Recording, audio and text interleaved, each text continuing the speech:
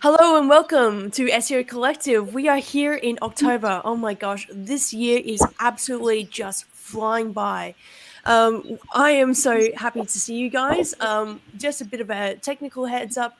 I am on a completely different computer today because my other main computer, my work one, the camera is a little bit janky. So this is my personal computer. So hello everyone.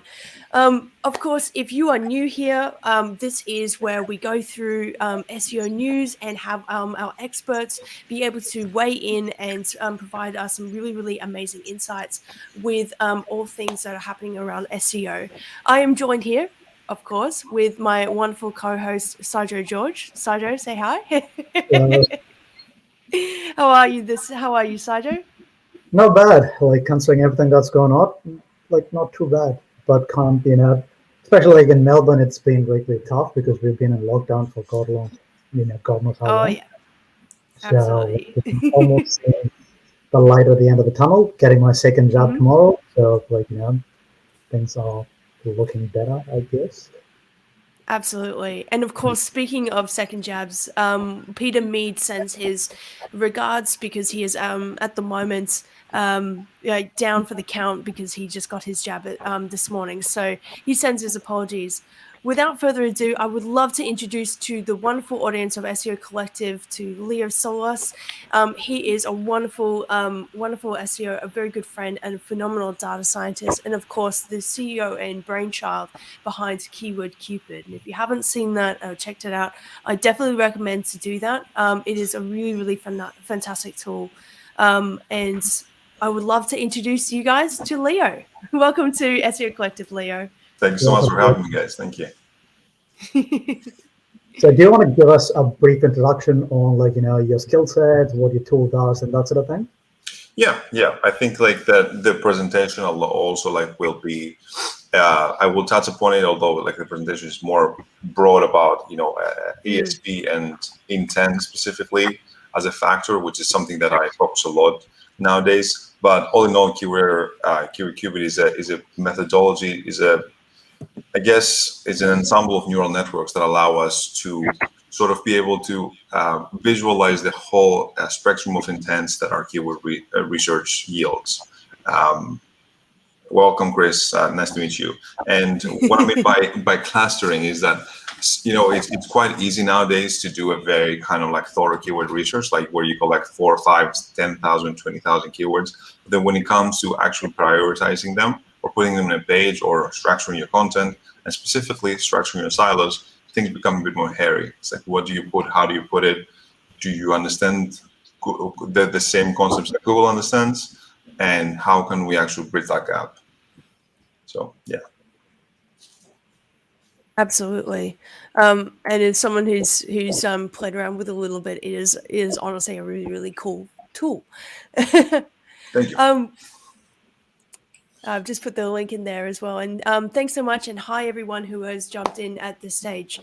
I think without further ado, there has been a lot that's happened within, within the month that has just been since our last SEO Collective. So I'm going to turn it over to Saijo to read us the news with TLDR marketing. Excellent. So just a quick note, the site seems to be down at the moment. I'm not sure if it's an issue with my server because I didn't get a chance to look at it yet. But I'll be kind of going through the news from the newsletters. So some of the things might be a bit older. Cool. So I think, I'll probably start off with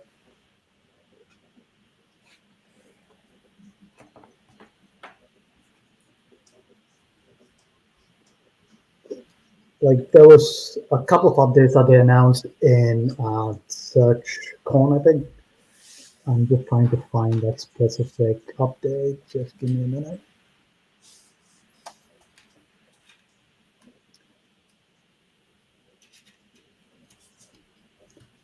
Maybe you guys want to start on something. I'm just trying to find that. It might take a bit of time because the site is down. I can't really find it right now. The TLDR marketing. Yeah. It's working for me for some reason. Maybe clean your cache.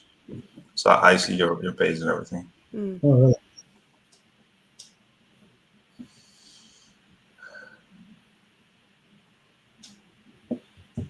Python on most. That's interesting.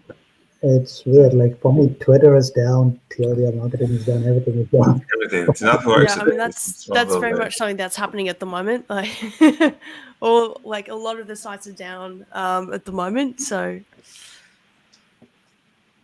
it's At least the stream is up, which is good. Okay, I'll probably say would you want to talk about like Cloudflare. So recently they announced like their registration service has started accepting like new domains as well. So previously using Cloudflare registrar, you could only renew a domain, you couldn't buy a domain. And like from what I've seen, they're really cheap compared to like a lot of the other providers like Namecheap. I don't know if people still use GoDaddy and stuff like that as well for this, but it's really like cheap, and they've started accepting domain registrations as well. So they don't support all the domains yet, but like .au and all the other ones are coming in a few months as well. So that is something that you guys might want to look at. It could save you a few bucks here and there every year for each domain, and that could potentially add up, especially for people who like buy domains all the time. So who's your favorite, like, who do you guys use for domains? Registrar. Yeah. I think I've used just buying websites or buying domains. Domains, yeah. Yeah. Oh golly. Well, I think I've bought quite a few just via Google itself, which is done that in the past. But I've also bought websites and things like that from Flipper, which is always really, really an interesting site. Just seeing what's out there and finding a site and basically see if there's a good affiliate opportunity. Yeah, usually like I buy a ton of domains, especially even expired or like auction domains from GoDaddy, which GoDaddy has a good place for auction domains. Duncop is also a really good place to actually filter them out. But Namecheap and NameSilo are up there for me. Namecheap has been always much easier, and I tend to prefer it. Like I think most of my accounts are Namecheap. NameSilo, it was I had some problem with the transfers, especially when I was buying things from other people. Like the transfer took a long time. But yeah, I think I would say Namecheap for me. This is pretty much where I have everything. So. I was pretty much like the Namecheap, like ever since I moved on from GoDaddy years ago, I've been using Namecheap, but like Cloudflare Domains is pretty good too, and it's a bit cheaper compared to Namecheap. Again, like something to look into. That's a good tip for anyone wanting to buy a domain out there. Yeah. Well, if one thing that I would like to talk about, which is actually something that we were talking about a little bit before we all jumped on, was SERP volatility. If I hark my memory back, I think halfway through September last month, there was sort of like some Google algorithm updates that was looking to be rolling out, like a lot of volatility throughout the month. A lot of that a lot of that was like around like I think like gaming and news. A couple of e-commerce sites got sort of like swept up into that as well. I think would love to sort of like open up that to what you were saying before, Leo, around SERP volatility and just keyword rankings and things like that. Yeah.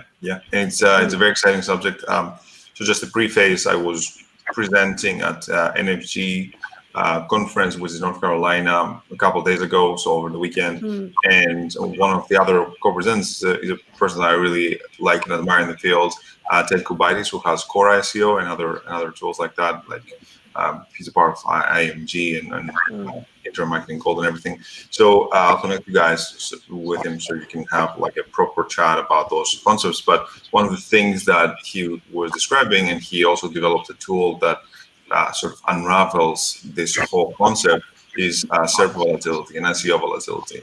And what I mean by that is that, and again, this is not my concept, but just sort of like clearing the confusion. Like I think you should go to SEOvolatility.com. I think this is his website. So bottom line is that once you search a query, you have a certain probability to get a set of SERPs. But if you search the query again and again and again, and I think you mentioned that the good point, the sweet spot is around 20 searches. like rapidly, right? Like maybe every 30 seconds or something, you will see that the results change. There is a specific kind of share of voice that you have, like time share position. Like sometimes you're appearing 3 and then you're appearing 10, and somebody else appears in your position. So this is very important because this allows you to understand the position that the rank tracker shows you, position 4. Is it actually position 4? Or is it position 4 20% of the time just because you searched, and then you're appearing positions at 10?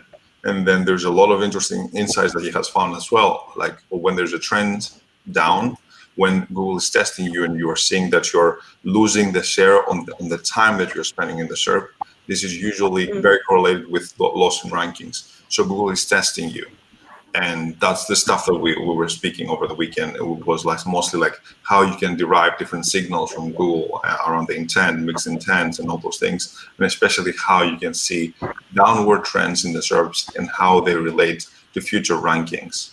But just to close this round, the importance of the SERP volatility, you're saying SEO volatility, the volatility of the SERP vector is that the tools that we're using, the normal tools like Ahrefs, Semrush, and everything, if they don't account for that, the result that we're getting is a mixed bag, because you can report to your clients that you're number 4. What is number 4?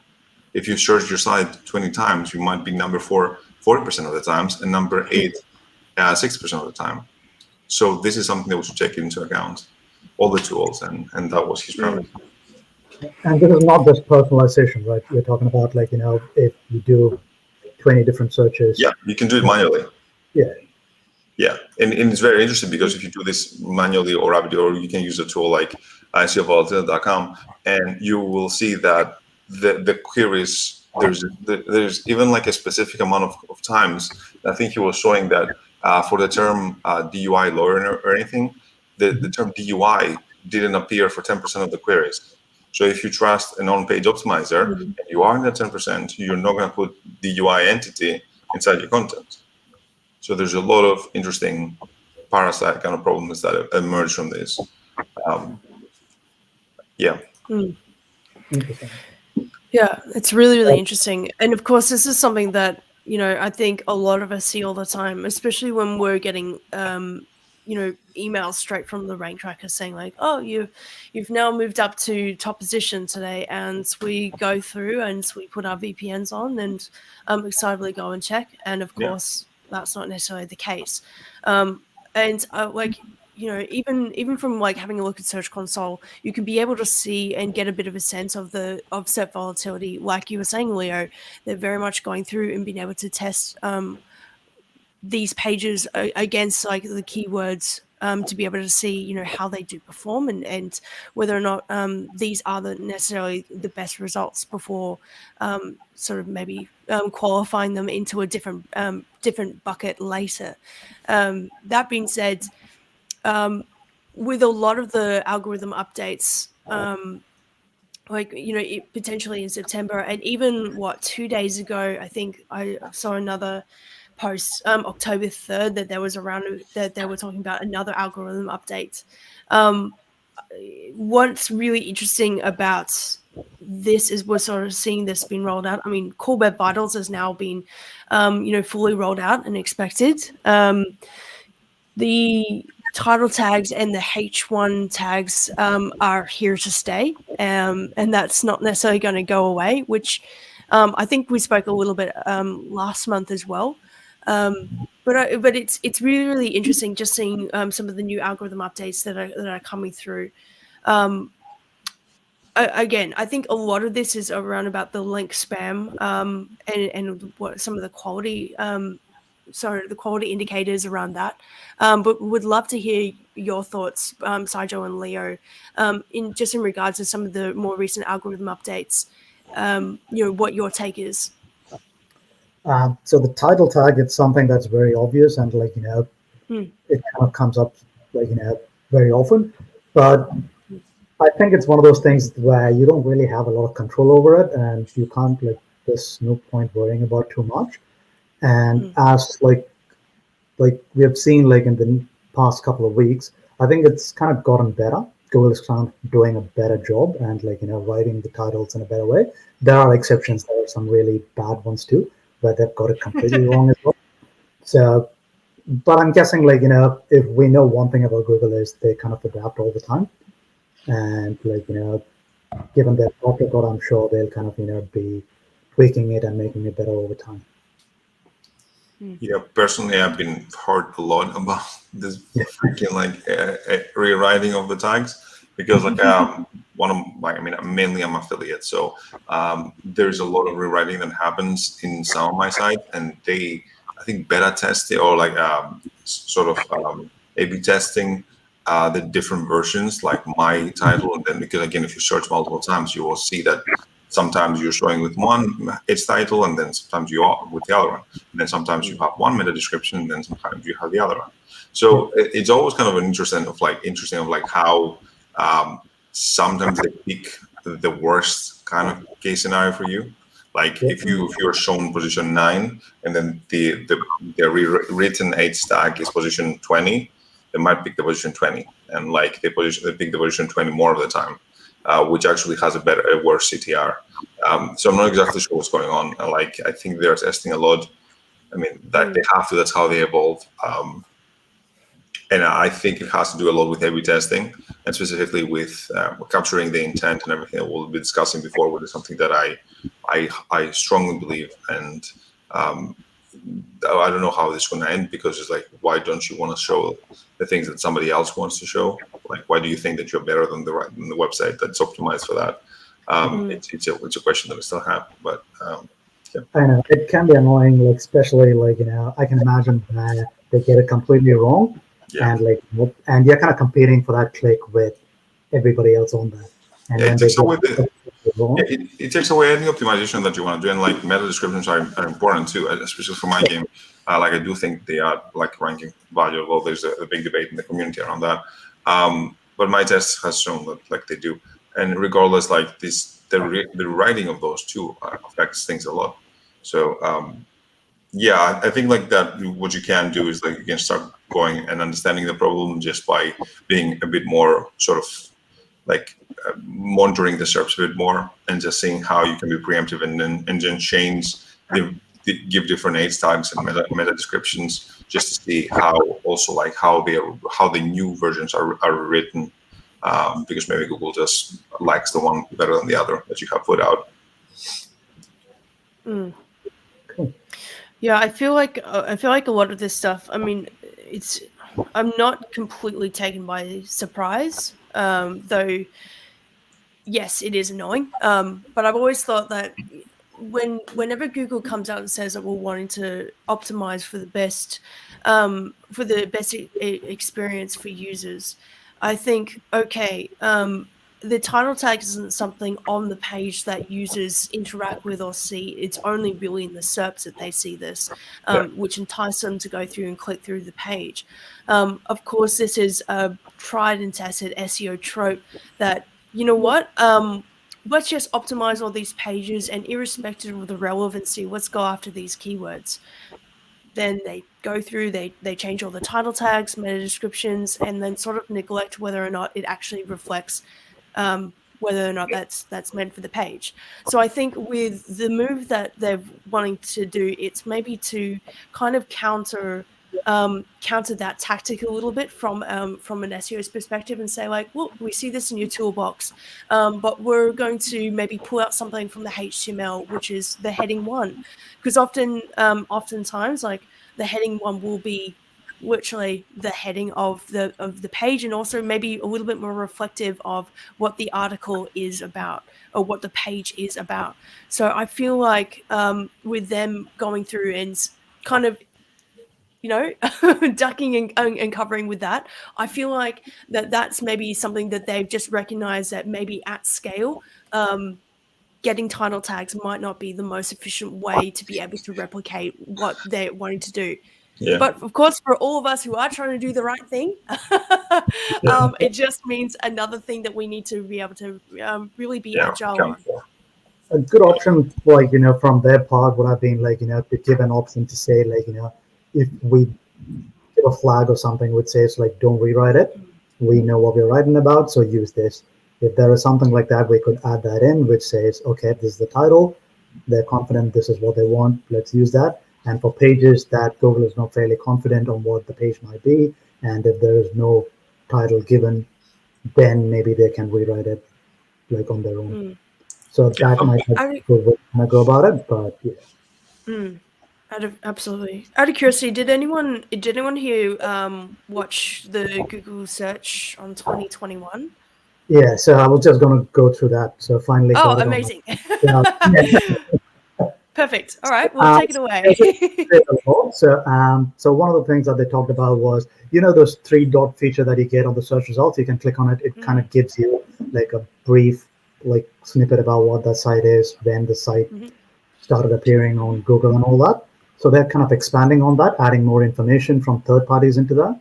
So they'll kind of tell you, like, if like the Age has talked, has an entry about this site, or if Wikipedia has an entry about the site. So adding more trust signals like those from third parties into those. So eventually that, that about the search feature, if you will kind of be like a good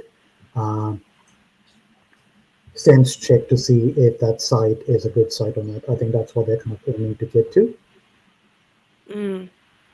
Yeah, and more details into the about this result feature, so that people can be able to see that. It's going to be really interesting to sort of see how, like, what actually does get populated them over time. I feel like a lot of this stuff will be of course really being pulled out from structured data, or from discovery, and from a lot more about like Google's understanding of all of these rich results and things like that.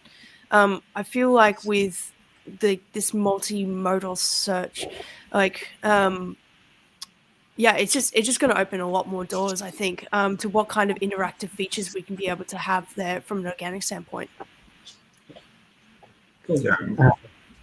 And Google is turning to like a knowledge graph, so like they are trying to make it a bit more immersive and sort of more engaging, in order not for you not to be like just a portal, but stay there. Like that's all the snippets, the PAAs, like the knowledge panels and everything, or like the different, even for the movies and the actors, like they have like all the different sort of UI elements on the page now. Even in the images, like you have entities on the top where you can just get more ideas rather than just clicking and going to somewhere else, because they want to increase their traffic time, so they're their on-page time. Yeah, and of course this is basically all around MUM or MUM. Oh God, what does it stand for again? Still complicated. Like I still don't know what birds like something unified model. That's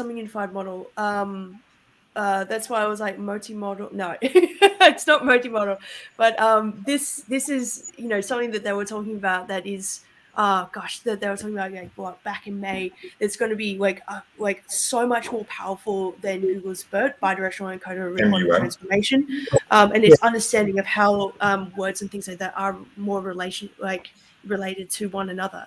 But I think the whole aspect around what that is going to be there is like that it's going to allow a much greater, deeper understanding, and of course what you were saying, Leo, really accessing knowledge graphs and its understanding of like semantic relationships of different entities around the web. So multitasking is something that they're wanting to bring out and be able to have all these different set features to be able to access that. Again, this I feel like we're looking at we're going to start to see a flood of different like tweets and things like that, probably to Barry. It's like, oh, have you seen this change in the SERPs? Have you seen this? But I feel like with as this technology, as these kinds of SERP features do come out more and more in prevalence, I feel like and again, the work that you're doing, Leo, and the work that you're doing, Saijo, and a lot of the work that I'm doing with a lot of our client work is really just pushing forward into this future of search, where we're going to really need to make sure that we're placing things and marking up things as much as we can so that Google has as much of an understanding around the data, the content, and its relationships to one another. Yeah. So one of the things that they announced was they're upgrading Google Lenses. So I think this was really powerful from them. So when you're on on the desktop and or even on mobile, when you pull up an image, you can kind of bring up Google Lens and bring up a part of the image and say, like, one of the examples that they showed was they bring up a pattern on a shirt, like a polka dot pattern, and they highlight that section and say, like, show this to me like on socks, right? So you pull up the image and then type your query into that, and then it kind of shows you like socks with that pattern. So it's kind of evolving into something really powerful. Like, when you want to shop for something, you can take a photo and like ask questions, and then your query gets adapted to that. So like as an example, that was great. And like, I can't wait to kind of see how search is going to evolve with that. Absolutely. And I sort of like want to have a bit of a shout out to the SEO Collective Brains Trust, because even a couple of days ago we were just Gaston Riera was sharing with us like oh, have you guys seen like a massive influx of in Search Console for images? Like, it seems like halfway through September there was a massive influx up to 5 to 15% with some of their with some of these clients, and just looking at it, a couple of others were we just went through our Search Consoles and had a look at this, and again we can be able to see this. So there is, I don't know whether or not that is necessarily related or anything like that, but I'm just very excited to see what's happening. Yeah, for sure. And even one of them, massive shout out to Peter Machigovic, RE Google Lens, you can use Camry, Camry, sorry. I think it's Turn the flags on. I'm about Google Canary, which is like their beta version, so you can use their nightly build. Like a canary in the mine shaft.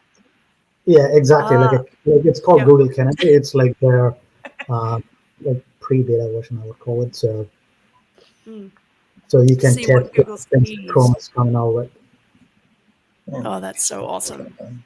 That's so awesome. Almost like an interactive HTML/screenshot thing that you can do in Search Console. Oh, I love it. All right. Is there another item of topic for the news, or Yeah, so they have a couple of things. I'll quickly go through some of those because we're kind of strapped on time. So Google has also said they will start identifying things in video. So when you go into I think this is specifically on YouTube, you can Google Assistant will pop up, and you can bring up related videos and related content, even though it's not specifically added as something in the description or anything. It will pick things from the video itself. So I think that is where mom's power is really shown.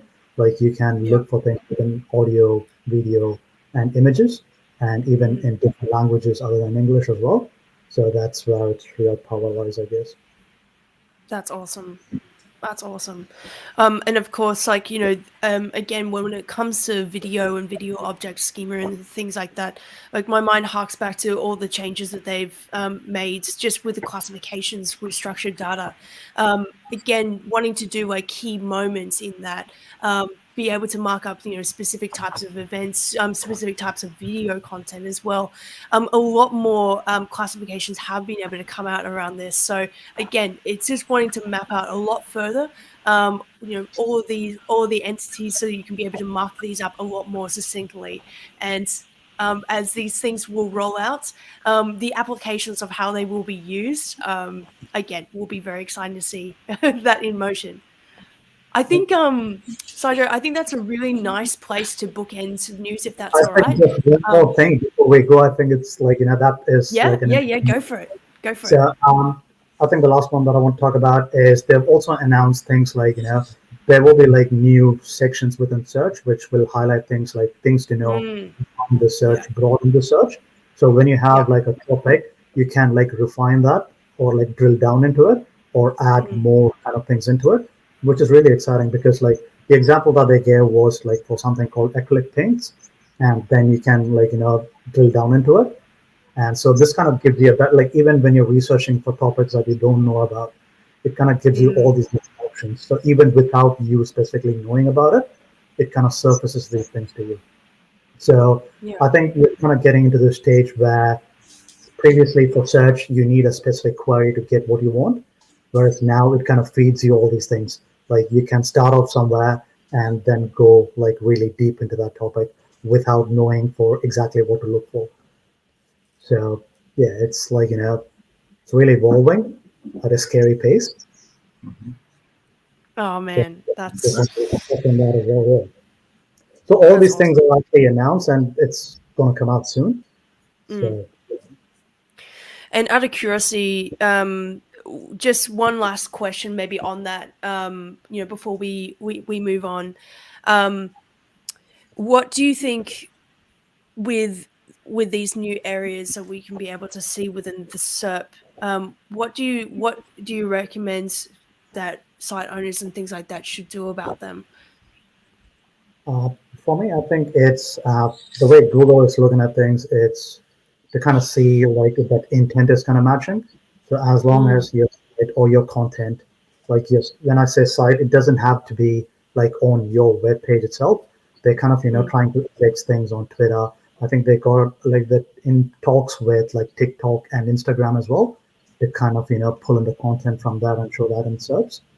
So eventually it'll come to this stage where, like, irrespective of what content you put out, like can be video, audio, images, or whatnot, Google will want to kind of surface that within their search. So as long as you match that intent that the user has. And that's really tapping into a great base logic there, isn't it? Like, if you're if you say that there's a good keyword to be able to go after, it's got really good really good volume, and you've seen it in the SERP, and there's like really good transactional intent that matches what you're wanting to be able to go after. Again, what is always going to be true now, which will be true tomorrow, which is just type it into Google and see what Google produces for that result. We were even having a conversation within the team today about search intent, and how we how the 4 classifications are a little bit very specific, but also too broad. They're just like, commercial, informational, navigational, like transactional. It's just like, it's I feel like it's just right. It's just not enough. It doesn't explain enough, and it's just assumes too much. But that being said, like whenever you're wanting to check this sort of stuff, check what's in the SERP, because there will probably be a multitude of different aspects. There'll be a map pack, there'll be people also ask, there'll be organic, there'll be paid ads, not in that order, of course, and image carousel, all kinds of other things, or a video carousel. These are all places in the real estate that you can be able to look at opportunities to be able to have.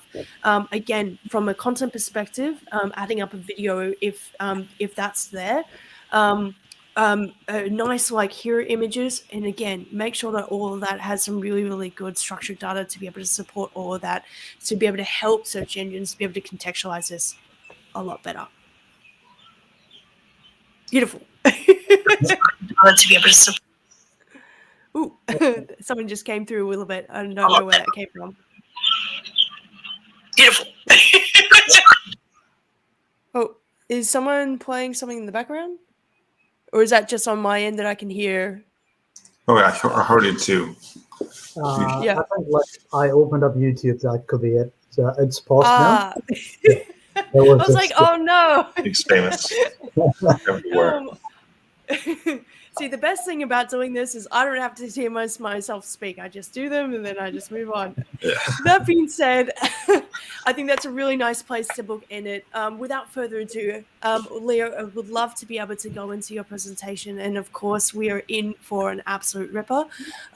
As your if you want to be able to share it, then I'll just chuck it straight into the view screen. And if you guys have any questions at any point, just drop it down into the YouTube chat section, And at the end of this talk, Leo will be answering those. 100%. Thanks so much. Thanks, And without further ado, everyone, we are very, very, very lucky to hear from Leo Soulas all about his take on keyword research. And again, this guy is a data scientist and one of the most interesting guys out there.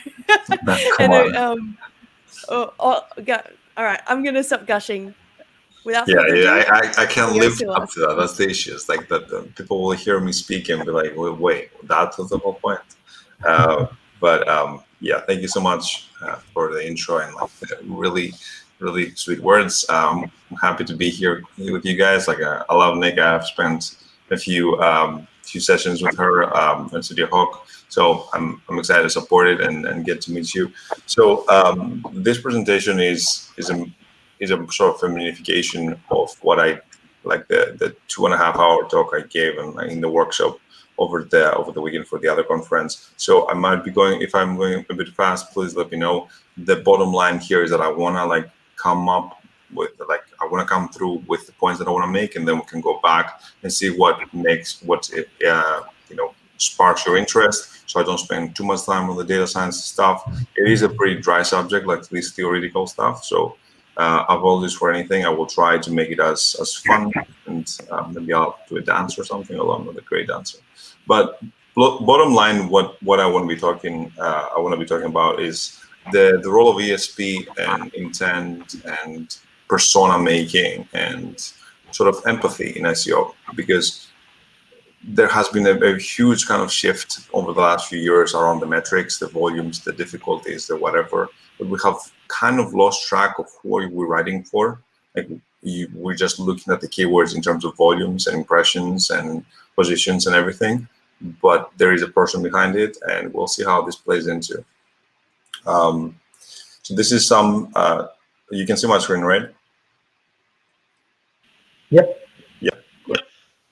Yeah, this is just a quick overview of what we'll be discussing. And for all my Linux boys, FOMI is a command that you can see like your user in the Unix. But yeah, my name is Leo Soulas. I have spent I have a background in data science, graduate studies, and then for the last 8 years, I've been working for companies like Goldman Sachs, Comcast in the US, doing predictive analytics, unsupervised learning and clustering, time series forecasting, and all sorts of things that you're trying to get some signal out of the data. I found myself in affiliate SEO for a multitude of reasons, and then I tried to apply my technical background and my technical skill set into solving some of the problems that the beautiful problems that SEO has, and they're all very segmented and they give you endless amount of things to play with, which was a really fun thing for me. This sort of like helped me create some smaller SEO services that I own and a few SaaS companies. I guess the most notable and the one that I'm kind of most excited about is Keyword Cupid, which is we're going to be seeing a brief of it later on. And I'm also very much into NFTs and cryptos. I am a developer for blockchain and smart contracts, so I'm spending a lot of time there too. If you have any interest, let me know. And also, if you have good recommendations on how I can perfect my espresso making, I probably will share my darkest secrets with you, because I drink this stuff all the time. So yeah, that's a little bit about me. And these are the two questions that I keep asking myself all the time, right? What do you want? What does Google want? And if you're like me, I presume that you want to run your website, make money, dominate the world. I'm just kidding. But Google, on the other hand, the only thing that it cares about is showing to their users the most relevant and trustworthy answer. They don't really care about penalizing you or putting roadblocks in your kind of ascent. They just want to find the answer that makes the most sense. So people click on it, people make good decisions and buy things, and then they go back and they use the platform more. Why is this important? And specifically, how do you make Google trust you? For example, if you want to talk about heating pipes, or if you want a plumber, it's probably not a good idea to start talking about sort of candles on heating pipes. Like, that's not exactly what Google wants to see, right? How do you mediate that you're a subject matter expert? and you can actually, be qualified to speak? Have you spent enough time researching and exploring the niche and sort of coming up with like what Saijo was doing? Like, have you searched what's happening nowadays in your field? And more importantly, who are you linking to? Because sometimes we forget that your resources, the people that are linking to you and the people that you're linking to, both internally and externally, are pretty much your sources, your trust points, your sort of like your supporting articles. And that is really important. And that's a really important signal for me to understand how good of a research you did. I have like a few cliche quotes that I came up with here, but all in all, internal linking matters, and that's what we should remember.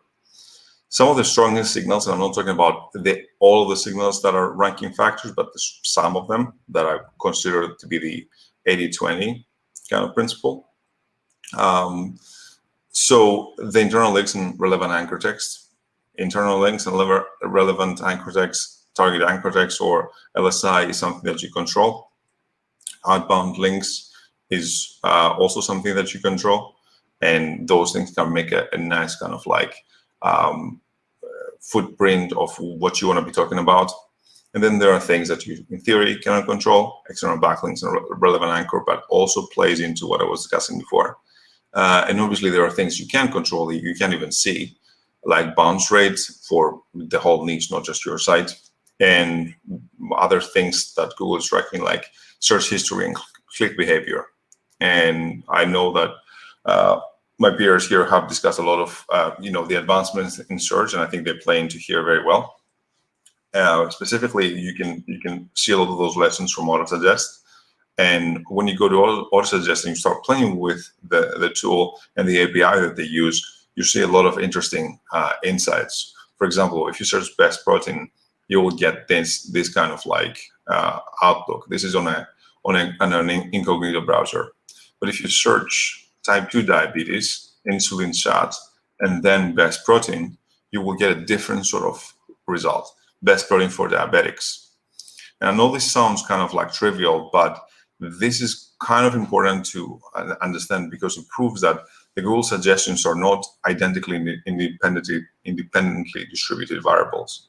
They are not just derived, they're not the same every time that you search. They are derived through data mining and through your session. So whatever happened and I searched, I prefaced that I have an interest in diabetes, and then I was searching about protein supplements.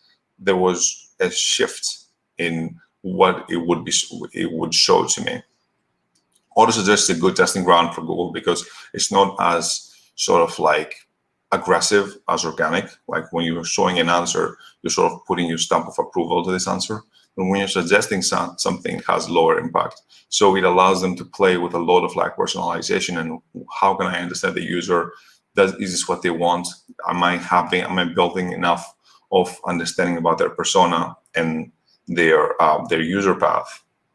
And I presume that the next step is going to be sort of a specialization in the SERPs, and based on your history and your query set, they can find an answer to give you that's actually better for your user set. Because think about it, why would you trust backlinks when you have millions and millions of users that are like me, have the same interest as me? They have been classified through means that we're not going to be talking about right now, but Facebook has done a really good job, and specifically because of user data. So why don't you just show them the answer that satisfied the users that were in the same kind of bucket, right? Regardless, it's a good time, as I said, to start practicing empathy and sort of trying to understand a bit more who you're talking to, who you're marketing to, who you're writing articles for, because this is going to start putting you into the same kind of bucket that Google is going to start trying to analyze. And by all means, I can also see the screen. So if you have questions, please interrupt me, and Nik or Saijo will let me know. So keyword research with an empathetic twist, right? It's all about empathy, bro. So focus on the persona that you wish to target. By the way, let me see, just in case. Everything's good, right? Yeah. Cool. Yeah. Yeah. There has been times that I've been speaking, like I dropped off the call, and I'm like, I gave an awesome presentation, and nobody knows. So I want to avoid this So I'm going to be doing some hard checks every now and then. Focus on the persona you wish to target. This is pretty much how I do my SEO. You're not obviously obliged to do that like that, but just mentioning something as food for thought. Analyze their traits and the queries that they're making by using the double quotes operators. And this is quite interesting because once you use the double quotes and the pluses, as we will see, you will try to bring up the pages that are specifically about the things that you're discussing inside. I have a course, and one of the niches that we wanted to touch was about pets. And it turns out, like we did some sort of personal research through Facebook and Snapchat, and we came up with a specific persona. But then if you start searching on Google with the double quote operators, pet, female, millennial, wedding, and stuff like that, it's going to give you all the articles that are very specifically targeting this kind of persona, because all those keywords emerge in the content. And what ends up happening, we found articles that were talking about how millennials are buying homes for their pets and they're not buying houses for themselves. Or there was a whole other niche that was unraveled to me that was around dog kind of clothes for the wedding, like floral colors, or tuxedos for big dogs, tuxedos for small dogs, tuxedos that were like with a specific twist. So there's a lot more than what you think. I can attest to that. I've been humbled many times, and all it takes is just like trying to unravel those kind of like obscure niches in the niches that you're in. People also ask is another really good place to be, because it gives you some intuition on what people ask. Obviously, what else would it give you? But especially if you use it correctly, because there are ways you can use it incorrectly. Auto suggest, that's a good way to get some sort of keywords, and you can sort of scrape it as well. There's basic scrapers out there that can help you just put stars in between the searches, so you can get all the different queries. If you put the star in between the how to make post, and then if you do this, you will start how to bake, how to perfect, how to stuffed, how to vegan. All right, like you can just play with it. And I think you can just put your cursor on there without changing the word. When you click on it, I think it changes it as well, even without putting the star. I think so. So even without the star, you might be just able to just click and like put your cursor, and it changes the results. Yeah, maybe. Right. Yeah, it used to be like you have to put a star or question mark, but these days, as soon as you click that like location, it kind of changes. No, that's even easier. And yeah, that's I'm not sure what it does. Yeah, so it changes. It's exactly as you're saying. So yeah, you can in theory automate it quite quickly just by clicking different points, especially if you know some basic Python or Node. And go organic. I'm not talking about food, but obviously it's a pun, and we'll see more about this. People also ask, it's a good place to start, but be careful of how you play with it, especially like in kind of more obscure niches. For me, like I was doing like an analysis for best protein bars for kids, and that's not necessarily a thing. I just wanted to prove that we can rank for pretty much whatever we want. And if you put level 6 here and you try to get all the different levels of people also ask, eventually what ends up happening is, because this is not a strong niche with a lot of support and a lot of articles yet, there were sort of the last level had bars, kids, bars, jail bars, kids, juvenile detention center. So there's a lot of things that came up from the people also asked that had to do about juvie and had to do about detention centers and everything, and it has nothing to do with protein bars. So it was kind of like a waste of time. Around 2 to 3 levels is usually a good kind of like rule of thumb, that you will get some sort of niche relevant questions to what you want to ask. And again, you want to go focus. Like my whole point is like target the persons, not the niche or the impression count.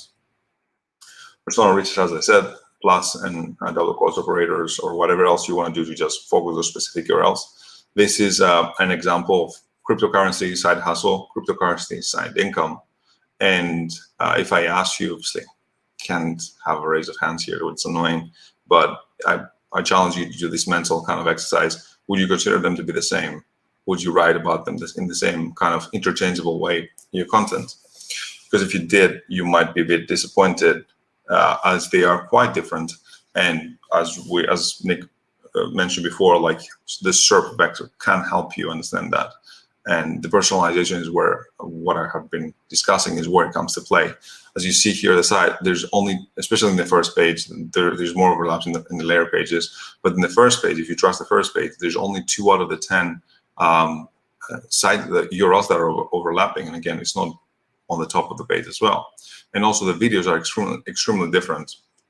And we can see that the videos are very different. They are targeting a very different sort of like person. If you start seeing like the word that they're using, the words that they're using, and they seem to be the side hustle seems to be targeting more of like a younger kind of Gen Zer.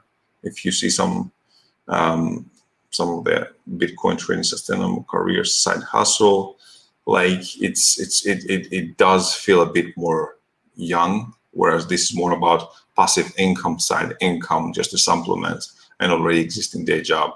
And obviously, like this sort of subtlety can alter our strategy, our current strategy entirely.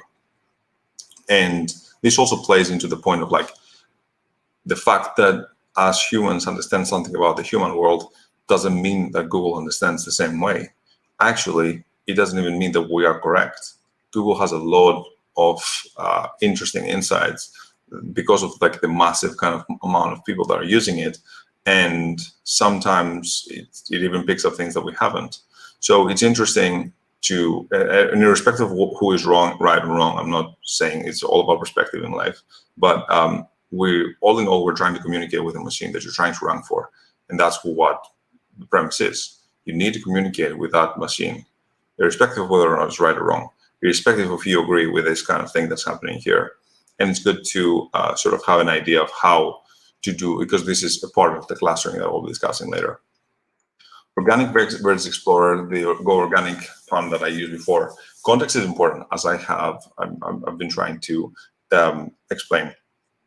And you define your contracts through obviously the signals that I discussed, but also the related keywords and what you put in your page, entities, on-page optimization, everything comes to play here. But something that has to be discussed is like, where do you get your keywords from?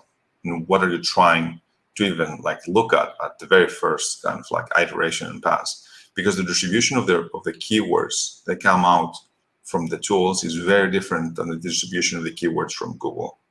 What I mean by that is that this is, for example, Intermarketing Gold is a community, as I mentioned before, that I'm a part of. And if you search them in Keyword Magic Tool from SEMrush, you will get a lot of different things like gold triangle intermarketing, intermarketing company Gold Coast Australia, Poland, and everything. So in a sense, what is happening here is that SEMrush, because it doesn't understand context of this thing, what exactly you care about when you're searching this, it tries to match this lexicographically with their database and just find out the related things.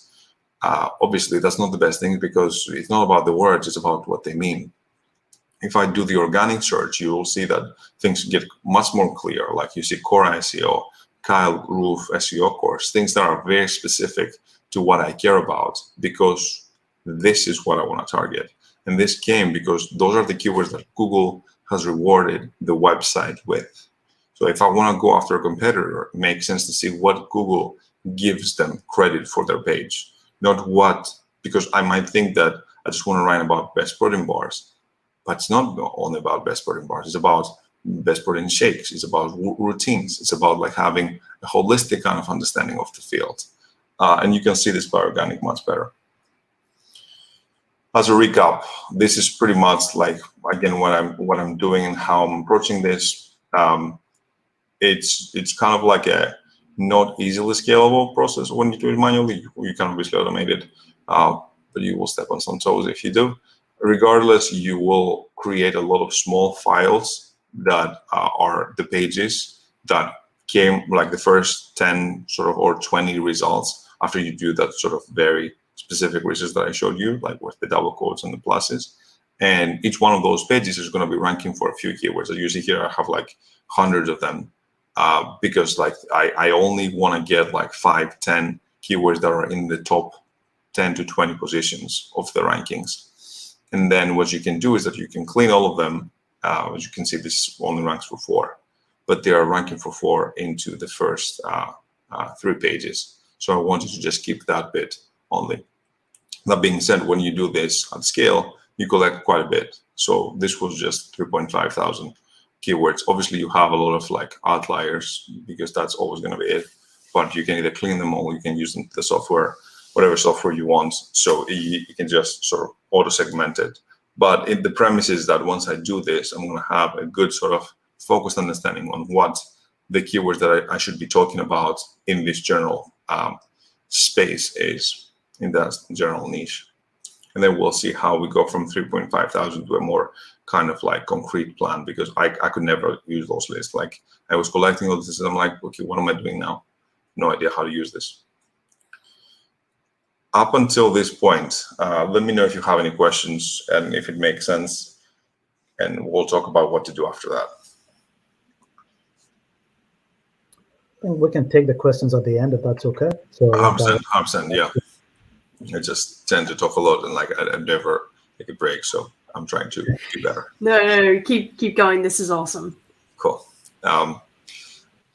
What's the fuss with clustering and all this stuff? I think it's pretty much what Nick was saying about MUM and about all these different algorithms that emerge, GPT-3, all the things in transformers specifically. Transformers in neural networks has been a very kind of like interesting way to give LSTMs long short-term memory neural networks a state. So in a sense,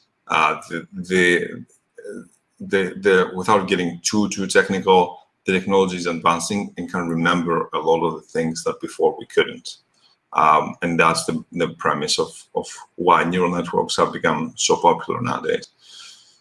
So we need to make sure that we pick up more signals than our competitors in terms of like when we are sort of trying to communicate with Google. And since there's such an exponential growth in content and information, there's a lower cost in writers, there's more demand, especially after the pandemic, a lot more people going into SEO and trying to find ways to make money online or remotely. So everyone has a voice. And when everyone has a voice, you're not unique anymore. You might think that, I just need to put those pages up and I'm golden and I will be a millionaire. But that's not as easy because you have another million people that are doing the same thing. And you only have one page, one position, one for the main target keyword. So what I call content moat, like a moat around your niche or your site, is imperative to sort of like establish, domain level expertise, as I was saying before. And in this kind of exercise, and that was why we need keyword clustering, right? That's why we need proper silo building and proper understanding of what we're going to be talking about, not just one piece that anybody can write. We need the supporting articles to be on point too. There are two opposing forces. The first established pages, I call them the Neil Patel pages, and they're like the behemoths that are ranking for like thousands of keywords. And then the other end of the spectrum is the whole vector, all the small guys that are just creeping forward and they're just like assembling the whole SERP. And those are just smaller data points, but all of them at once, the vector itself is a data point in its entity. And it's the mass of the SERP. Just because a page is ranking #1 doesn't mean that you can replicate it. Like sometimes I see people that come to me, they're like, this is my competitor. And I'm like, boy, like you have absolutely nothing to compete with these people. Like they already are 60, 70 site. You're starting one and they have already like 10 years of age and you're just starting. You might think that you want to compete them, but you don't. Like, so the bottom line is like, what exactly are you looking at when you're making this sort of determination of what I should be speaking on the page? Analyzing the first result might not be like the first few results of the first few sites that are doing very well might not be correct. I think it's quite noisy. But as I said before, analyzing the whole mass page of the SERP, the unison vector, this is a much better result to understand, to see what Google is serving you, how is Google moving that answer, and the SERP vector can tell us a lot of things by itself, because Google in a sense shows you their hand when you ask a question. In theory, I do believe that anything, even on page optimization, even backlinking and anything, can be done through the Google page. There's no reason to go to the content of the person that wrote the article to try to understand it. Even there, and I'm going to leave it at that because I want to create a tool around this. If you pick it up, you pick it up. But the rewriting of the titles and the metas is massively important to understand on page. Just going to look at that. Page rank, a page will run as long as there's no better and more accurate result. And that is really, really important to figure out, because I know that those are trivial concepts, but sometimes we forget that the fact that a page is ranking today doesn't mean anything about tomorrow. It means that as long as it ranks today for all these keywords, because there hasn't been no competitor that came and started peeling off layers by creating content to target the long tails. And I had a client actually on this page where she had like a client that had a page that was ranking for everything. It was a really pretty much the page that was pretty much the most that was bringing the whole revenue of the site. And then as more people get into the field, they would start peeling layers. She didn't lose rankings right away. It just lost like one keyword, and then one keyword here, and then one keyword here, because people understood that long tail was easier, and they went and created more articles around this. And then all of a sudden the SERP vector changed, and all of a sudden that page wasn't converting anymore. And she had to sort of flip it and optimize it for that just one keyword and create more posts that were more targeted, because there were more people now targeting it, more relevant answers. That page wasn't cutting it anymore. This page, for example, Neil Patel, what is affiliate marketing? 1,839 keywords, right? This is more of a generic kind of thing. It captures everything. One of the keywords that it ranks for is how to set up affiliate links. And I would argue that how to make money with affiliate marketing for beginners and discussions about links, discussion about cloaking links, those are very different topics in my eyes. Creating an affiliate marketing website, online affiliate programs, and specifically reviews about programs, affiliate ads, those are quite diverse, right? And lo and behold, the #1 result for that search is location rebel, which, just to give you an understanding of the measures, and again, what we were discussing before, this is a DR90 site with 136,000 referring domains and 1.1 million ranking keywords. And this has 2,000, 3,000, 20K in a DR65. So obviously the magnitude of the sites is massively different, and the only reason that they're able to rank for this thing is because of what we're discussing before. Very targeted, even like the slag and the title and everything was very targeted to the keyword that I searched. And that's how it was able to outrank it. I'm not saying anything rudimentally like amazing here. I'm just stating the facts because I want to make a point. What does this mean for clustering? Trusting page one, as I said, like, it's not enough. It can skew the results because those are the big sites that are ranked for everything. And if you trust them, you will start thinking that I have to imitate them.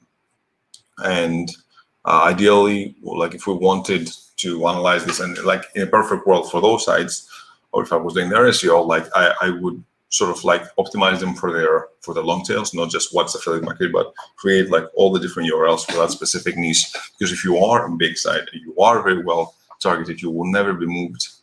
And that brings us to the next kind of theoretical point. At least, again, this is polarizing, but I personally think that if I could have a website where every page was targeting one keyword and one keyword only, or at least all the plurals and the very slight variations, then this would be the best kind of place that I would be. Because the only element that I would want to, if I wanted more traffic, I would create more pages. Those pages would be so optimally kind of optimized for that keyword that I would never be able to move from the SERP. You would never be able to outrank me because I would be that keyword.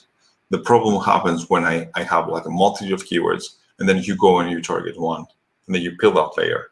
and then someone else goes and builds a second, and then eventually things collapse. Obviously, the first theoretical scenario that I told you would be a bit more complex, because you don't have, if you want to rank for 1 million keywords, you can't just create 1 million pieces of content. You can, but it would be expensive. So what you want is to find a way to have the happy medium of, like, spending the little amount of money and targeting the maximum amount of keywords for now. And again, this has to be remembered. This is for now. This is not do and forget. And a big part of what I preach is that content update is more important than content creation. Like, it's enough to be sloppy in the beginning until you figure out where you fall, and it's better to actually start putting things out. And you will see all my sites are ranking with automated content. We don't even have backlinks. We don't even like write schema or anything, and they're ranking for 4,000 keywords. But then you have to go back and really understand, where did this fall? Do I need to throw money? Do I need to optimize it? Do I need to change to merge it with another article, or do I need to discard it? And that's why having a low cost to entry, especially in the post that you're initially writing about, is a good strategy. Some of the methodologies, I'm not going to get into all of them. I had like a bigger deck with analyzing with the different tools, the history of clustering methodologies in SEO at least. But obviously, I think I'm going to be going off time. Sorry, Nick. Regardless, we can always do part 2, because that sounds awesome. yeah. I mean, we can just analyze more about the algorithmic approaches. Where do they fail? So, like, whatever people care about. But just to give you a quick idea of like what this thing is about, I always plug. I created the tool. Obviously, you don't have to use it. You can use alternative versions, but it's that's what I know better.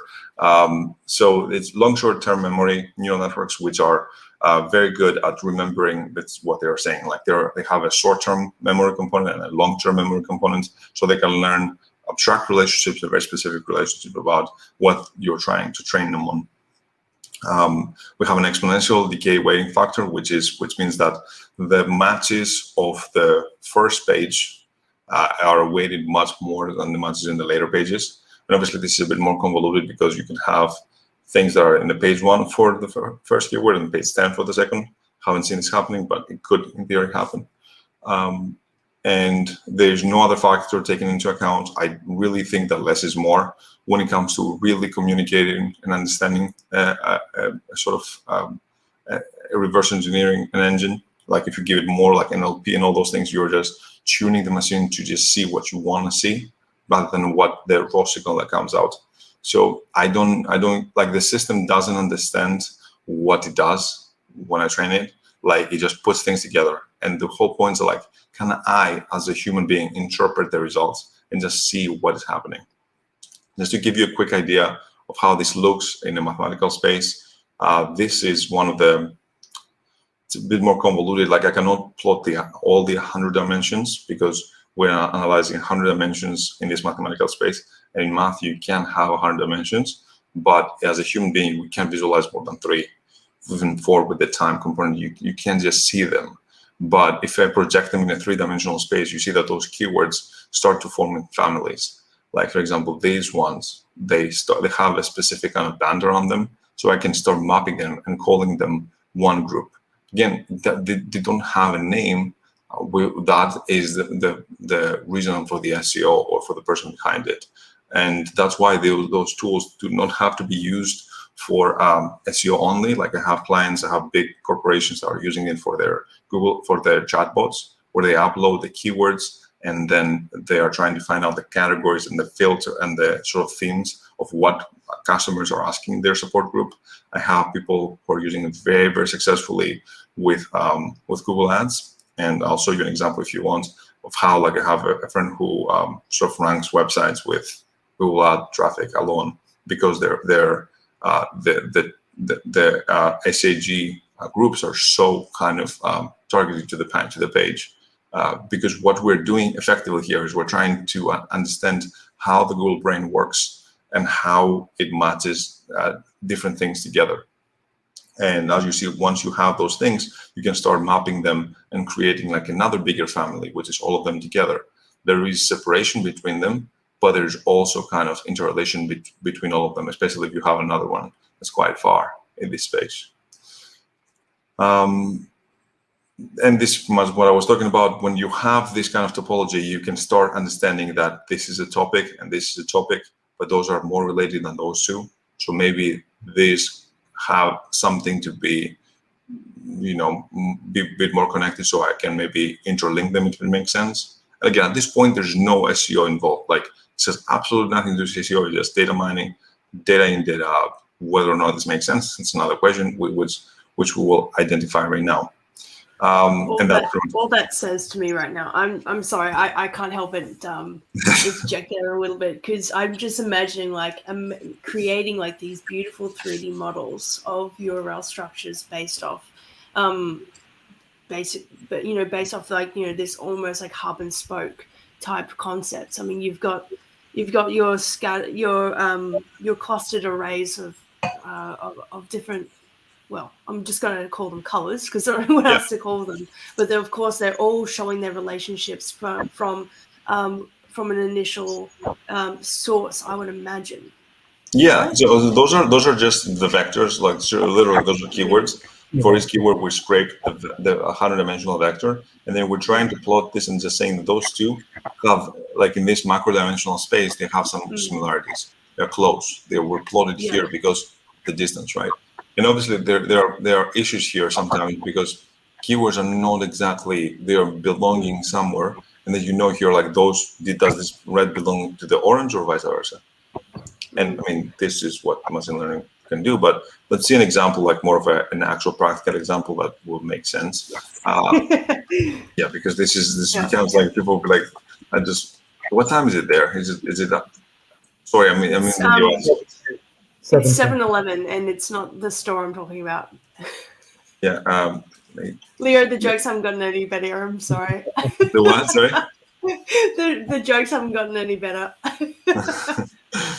Yeah, no. So people will probably want to go like to just eat some food and be like, what do I care about? So these things, and to be frank, you don't care. This stuff is awesome. This stuff is awesome. And thank you, Nick. But it's not trivial that people should care, and I just think that it's better to understand what you're doing, especially if you want to do it for the long run.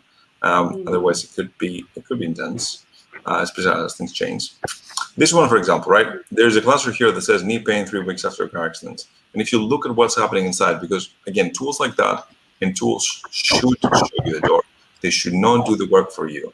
And why? And I know that you want to scale and outsource it to VAs and everything, but if you have 100 people doing the exact same things and outsourcing to the exact VAs, you have absolutely no leverage. You will lose whatever you have because someone else is going to do the same. So I think the tools that are the best for you are the ones that, if you master them and if you know how to use them, that will give you a leverage that they will not give me, and you will win over me. So tools like this, this is the way that I designed it. It's not going to show you what to do. It's going to show you the door, but it's not going to open it for you. This thing, for example, this is the centroid, the same way that I talked to you about this one. So it's happened to be the middle of the keyword here, and just it's a representation, and group together all the different things about knee pains. So you see knee pain 3 days after an auto accident, 3 weeks after a car accident, months after a car accident, 8 months. Why did you group all those things together? They didn't care that it was different components because Google doesn't care. Like if you go to a doctor and you say that I have an 8-month pain after a car accident and a 3-day pain, they're not going to treat you differently. You had a car accident, you have knee pain, delayed knee pain. So that's what is the sentiment and the intent we found out of here. The time component is relevant. That's why it has been grouped. And if you see here, it's surgically kind of accurate. You see only knee pains here. And then when I go to a different one, you see a SI joint and sacroiliac joint, SI joint, SI joint. You don't see knees inside here. You saw only the SI joint. And this is important to know because the system doesn't know what is grouping. The reason that this makes sense to a human is proof that Google has advanced enough that it understands that pelvis and sacroiliac are, the SI joint is close to the pelvic bone. And we can take this one step further and just see that those relationships, this is pretty much what I was showing you here, those relationships are also meaningful. You see, to the untrained eye, it would be like, okay, there are groups here. I don't even know what they mean. But you see tailbones. SI, leg, hip, all those things that exist here are lower body parts. And there is another cluster here that emerged that has to do with head. This is tooth. You open here and you see only tooth related keywords. And then you see jaw, and then you see TMJ and facial pain. And all of a sudden, we have another one that has to do with upper body. You see shoulder, back right, neck pain. And this is important to note because this came, like, the models don't know about, human anatomy. These were not meant to be kind of like placed together like this. You don't see any knees inside here. So how was the system able to identify, when we're talking about personal injury lawyers, how was it able to understand human anatomy? The reason is that when you get into a car accident, you usually get injured in zones. And at least when you're searching about adjacent pains. So if you have a TMJ, which is here in the nerve and into the jawline, you might also heard about jaw. And usually one cause of the TMJ is tooth pain. So actually it's related to the tooth because it's all connected here. So that's what happens. It's like you're searching all those things that are related, and eventually Google picks up the signals, and that's where we're able to pick up the same kind of thing as well. And to just augment what I was talking about before, if there are good sites, there are like Harvard AAU, Harvard Medical, that is having specific URLs about different kind of topics. They didn't use my software, although if you have any pull, please let them know. But you see here the slides and everything is very targeted. What's causing your lower back pain? Hot or cold? The best meds for back pain. These are all back pain. They didn't just create back pain in car accidents. And by the way, those are the keywords that are ranking for page 1. I didn't put all the keywords because there are thousands for each URL. So each URL is performing well. Like this is 802 keywords for page 1, right? 530 keywords, 660, all lower back pain. And what I'm trying to sort of explain is that you don't have to have one URL to target everything. You have to be specific. And obviously, this doesn't mean that's the best strategy, because we can create a different strategy that targets each page, and then we're connecting them into a bigger silo. And this is pretty much what they're doing here as well. Like you see here, there's knee sprain, leg fracture, leg strain. They didn't say leg injury, leg fracture, leg strain, and they are targeting specifically. And this actually goes lower, as it just cropped. They have a lot more articles, and you can find other examples of massive authority websites that are going super targeted. And some just quick, I'm not going to go into the briefs and everything, although if people want to play with automation and everything, we can chat. But this is pretty much like how, there's no point to show you the briefs. But the long story short, what I'm doing is that I'm using this kind of information to, because I'm also scraping the sites for each one of them. Like I'm scraping the first 20 results for all the keywords inside this cluster. So I can create sort of the same principles, like the average word counts, the H1s and everything. And I can also generate briefs that are following the same kind of structure that those ones are. So I created a lot of automated articles and for all my niches, but the one site that I can talk about is one that I worked with Jason Hennessy from Hennessy Digital, and he's amazing, and he allowed me to discuss about this because there's not like one of like that makes real money right now. It's more of a test. But yeah, like we do a lot of spam content, auto-generated content based on those briefs. And this is some tools that I developed to also tag images and put more schema. And the article, the sites are ranking quite well. Like you see, for example, this one, for example, proteinbars.com, with no domains, there's nothing here. Like this activity has been since May, June, and it's ranking for 4,000 keywords. The post velocity is crucial, at least from what I see. Like you need to keep posting. If you stop posting, like you're not going to get the same effects. And I have other sites that I'm testing those things with, like variation of my velocity. High frequency is important. It doesn't necessarily mean that you have to be sort of sensical, although the posts are sensical, and you can see how they look. The tools are advancing a lot. We do 5 posts a day there. I usually do 1 to 2 for my money sites. It has been all backlinking. There's not even EAT or a DR here, you see, and we're still growing, right? And EMDs and PMDs are very important nowadays, actually. Caveats, you can actually hinder your performances. Interlinking can actually create problems. For example, protein bars for kids, if you link to the protein bars articles for the bodybuilders, you're starting diluting the topical relevancy of that page. And this is, I think that this would be one of the main kind of Achilles heels of gearhungry.com. I don't know if you know this site, massive site, decimated over the last update because of they were linking. I think they were trying to link to their highest performing pages, but the links from the Breville to the camping didn't necessarily make sense because who's taking like a $700 Breville coffee maker to go to camp? So there has to be made. If there is a person, if there's a kid out there who wants to become a bodybuilder and wants to get protein bars, oh my God, I'm going to be top for that kid. But if that persona doesn't exist, I will be not apparent. That's another website. This was a DR65 site.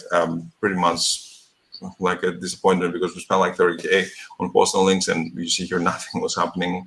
Like there was a lot more that were going into the site. Like this was an ex-unicorn company, and then we bought it and I flipped it. And I'm not going to go into that, but all in all, nothing was happening. And then I did like a small like automated 10 silo branch. In a sense, like a persona that was like 10 articles reverse siloed just there. They don't touch anything else on the site.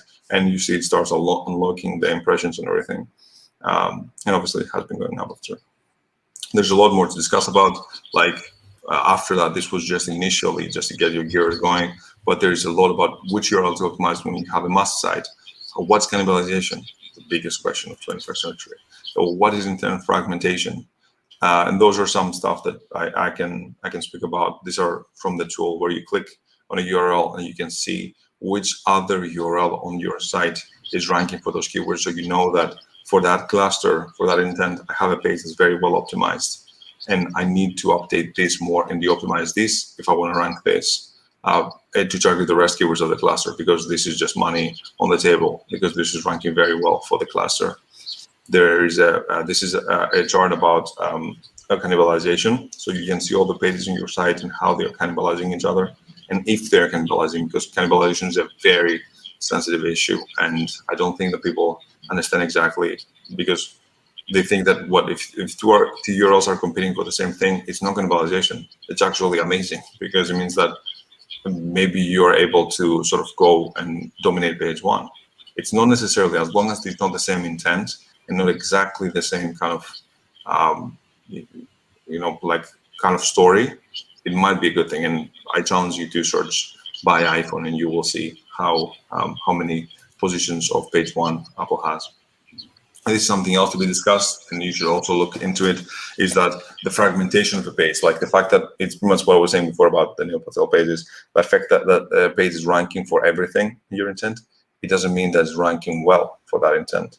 And this is what I call fragmentation, where you're ranking well, you have some stuff, but you're also ranking for a lot more that is not in the same intent, that is not in the same cluster group. So for me, this means that you are fragmented, whereas the other page is not as much. And those are dynamic charts, so we can play them and we can analyze them. But for the sake of time, I will end it here. Okay. Just making sure I'm off mute so that you can hear that clap. Damn. Leo, I love spending time with you, dude. You're so awesome. Cool. I hope you enjoyed it. We've got quite a few good questions that have come through, and of course Saijo and I have got our own questions as well. I'm going to ask a few quick questions, if that's okay. Maybe just relating back to Keyword Cupid. The first being, like, do you have any sort of will you be placing like keyword volume into some of these like top level queries? Yeah. So keyword volume and difficulty in CPC and position and everything is something that we track. There is the volume, as I was showing before. I can just go and be on the screen as well. Yeah. And again, I mainly. The other one, Oh, sorry. No, Yeah. so what I was saying, the reason that I didn't touch too much about because I didn't want this to be a sales pitch. I wanted to be more of like a kind of like an informational kind of thing that people can take over. And again, the premise, and if anybody should walk away anything after hearing to my accent for like more than an hour, is that intent matters, and like caring about who you're writing is important going forward. So that's why I like spend more time understanding that. And you can do whatever you want. You don't have to do this process. But yeah, the impression and everything play into here. So you can see that you can get the total impressions of that kind of cluster here. But again, I don't necessarily believe that impressions, I think, as I said, like I think the tools and everything, rightfully so, have created this sort of transactional relationship with keywords, because you see in version 60, you're saying that, if we get page one, we're gonna position one, we're gonna get 34% of this. So this means that's around like, 20, and then we're gonna sell them to the client by saying how much you convert, blah, blah, blah. But there is something to be said about the zero volume search queries, and that they're creating like what I usually call as topical juice, like the link juice for tropicality. And you might think that, because again, this is not 60 queries. I'm telling you this not 60 because I have GSC data, and I know, because GSC doesn't give you the position and everything. It tells you how many impressions you're getting, and if you find where you're ranking, you can actually try to understand what would it mean if I rank number one. Again, not straight up, but I think that people should really, really pay attention to zero volume searches, because they have a lot more effects rather than straight up conversion. They are important to sort of support everything else, and also they bring traffic, because Google, like I have a client who's using the tool, who's doing a very good job in the UK, and he has an agency. So one of his clients is in waste management. So waste removal service. So what's happening is that, because he did such a good job to sort of topically align the customer starts ranking for radioactive waste management. There's not even a mention. They don't do that. And he was like, we're ranking position one, page one for that keyword in the UK. And he was like, how did this happen? The reason is that because you did such a good job at aligning yourself, Google is testing you for adjacent services, although he doesn't do it. He doesn't know how to do it. I'm like, just hire someone. Yeah, so that's what I have to say about volume, and about going much more deeper than just, again, it goes back to empathy about being a good person. But it's random. Yeah. See, I always think about, like, with anything like that, where it maybe less commercial. Yeah. What kind of application you could use that for would be to build out like new IA structures and things like that, and particularly if you're, and maybe even particularly if you're, say hypothetically building out a marketplace. Yeah. Now, if you're at the build stage of this and you're at the planning, well, you need to be able to assign, okay, who's who in the zoo as far as vendors is concerned, but also from a keyword perspective. If I were to look at an IA, how would we be able to build out a structure that would be scalable? Well, a tool like Keyword Cupid would be able to show would be able to cluster a lot of the different types of maybe like top level category pages, subcategory pages, faceted, different variations of those, and be able to dynamically build that out, and that could inform essentially the whole structure, the whole thing, right? Yeah. And that's theoretically, I think, one of the most fascinating parts about this. Yeah. So I think like the different parts, and that's why like it's kind of always difficult as if you're trying to help people to start to try to apply the technology to every specific kind of sort of problem. And for example, lead generation and local is extremely different than affiliate, and extremely different than e-com. Especially also if you go to Shopify, it's very different than WooCommerce. So I have a lot of WooCommerce sites, and I know that like their structure is different. The way that I usually approach this is that it works very well with informational content, and specifically supporting articles that are explaining more about your product, especially if we're talking about e-com, and we can talk about lead gen as well and local and how does this work there. But the way that I would approach it is that, because again, like it will show you the categories, but it will show you the data that Google understands. So, and that changes. So it might not make necessarily change, like it might not mean that you have to change the categories necessarily or the structure of the specific like product categories, but it might inform how do you create a sort of a small silo that targets all the questions and all like the different personas underneath the product. And now that gets plugged into, sorry, where's my hand? It gets plugged underneath your product page. So in a sense, it starts routing traffic back to the product page, back to the category page. And you create this sort of, like the way that I visualize websites are like trees. Like you can have like a massive kind of tree structure where ideally you want to have branches here, here, here. And those branches are not just jumbled up. You can just take one branch in or out and then augment your strategy, because as you grow the site, you don't want to have like a mixed thing that Googlebot is jumping around to find out what you're talking about. Exactly. So that's how I would probably approach it for e-com. Yeah, I think we're very much on the same page there. And, you know, I can't help but remember what you were saying earlier in your presentation, that, you know, in a perfect world, you know, you'd have pages optimized for just one keyword. And, you know, really like from an SEO perspective, maybe just like, you know, taking a bit of a step back from this, you know, what like, why do we do keyword research? You know, what are the kinds of applications that we're wanting to use this for? Again, like, you know, every single page needs to have a good understanding of what its primary keyword is, and all of its secondary keywords that it could potentially be, you know, go after. You know, how you can be able to assess whether or not it's been successful is whether or not they rank for those kinds of keywords that you're hoping for. And again, what are the content quality will inform that. Internal links are a really, really good one to be able to make sure that from a relevant standpoint, from everything that Leo has just said, that you can be able to make sure that anything that you're, you know, sharing some of the page rank, page authority with that internal link, that is actually relevant to that page straight off the bat. Because if they are not of the same intent, like you were saying, what was it? Gears.com? Gear Hungry. Gear Hungry. Sorry. Yeah, Gear Hungry was like what? Like multi-millions. I don't even know how many. Like we're talking about one of the strongest sites, and if you can see the managed rights, like boom, like decimated. And if you look at the internal links, because I was actually, every time that I was doing a pitch when I started the tool, I was going and I was looking at Gear Hungry and I was showing it to clients, and I jinxed it. So I'm sorry whoever owns it if you see this presentation. This was me, like I jinxed that site. But you could see the internal linking kind of principle changing, especially because I remember, like I was showing to clients, like, yeah, this does what I'm explaining you. And then the client was like, yeah, but there's coffee here linked to you know, tents and everything.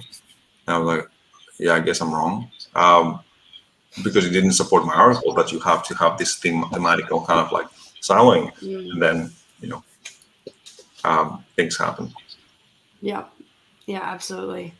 All right. Sorry for hijacking that a little bit, but we do have some really, really great questions. And Saijo, I'll let you start off the back because you've already started off the private chat with those. So, question time. So how did you come up with the idea for keyword here? But like, what kind of triggered, and like, how do you turn it into this? Question. Yeah, like the needs, like my personal OCD, I guess, because it's like when I first came into the field, I was reading all these amazing guides how to get keywords. I was scraping Google ads, I was scraping everything. I created like tools to scrape all the tools that exist, and eventually I woke up one day and I'm like, yeah, I have like around 20,000 keywords for that blog post. What do you do with that now? Like, what exactly? Like, what's the point of it? Like, I haven't seen until now. Like every course that I've taken, because I've spoken with a lot of people, I talked to, like I went to conferences. Everybody was like, blah blah, do the keyword research, data, and then somehow magically you end up in the content, and there is this sort of misalignment of like, but how do you make a strategy? How do you make a plan beforehand? How do you use data, not just your intuition of like, best review and then like stuff like that, or what Nick was saying? It's not 100% true. Like the world is so much more than 4 categories.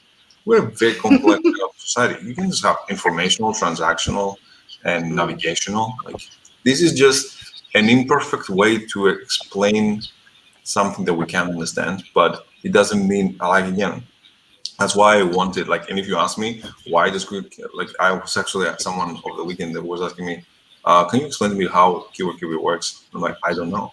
He was like, you built it. But I'm like, yeah, but I built it so I don't know. Like, I built it to be smarter than me or to do things that I can do manually. If it's an algorithm, if it's like you group 3 out of the 10 keywords of the first page together, I can show you the pitfalls with this because I know what it does and now I know when it doesn't work. If you use BERT in it and you start like classifying words and you're just like weighing because of the specific words in the sentence, and you're trying to get the BERT kind of like understanding like effect into it, I can also show you why it doesn't work. And I have like actually a demo of BERT so I can show you what it does and like how the SEO is not the same as search engine optimization, because it was trained in 2018 and it was trained in I think Wikipedia or in something like in Boston, Roberta, I don't remember what it was, but it was trained on 2 very specific articles. It wasn't trained on CBD articles. It wasn't trained on personal injuries. It wasn't trained on crypto. So those are important things to figure out, and that was for me, again, a very long answer for a very short question, but that was the reason for me. I love that. I love that. My mother always tells me that I speak too much, but I never learn. No. This is your forum. This is your soapbox. You've got the stage. Excellent. And can you tell us, like, at a top level, how exactly like Keyword works? So do you kind of provide like a seed keyword, or do you kind of bring in like all the keywords you kind of have, and does that cluster it? And like, do you have to provide metrics like the CPC, keyword volume? Is that all pulled in by the tool, or is that something that you kind of bring in? Yeah. So you provide them, like initially you had a tool like you provided just one keyword and then it was doing the things for you like that I described. The issue with that first of all is that I was breaking a lot of like tools because I was scraping them. Like I was scraping HRS and like I didn't like that. Yes, but like, and also like Tim, sorry if you see this, but apart from that, it goes back to what I was describing before, is that if a tool does the work for you, it's going to do it for your competitor.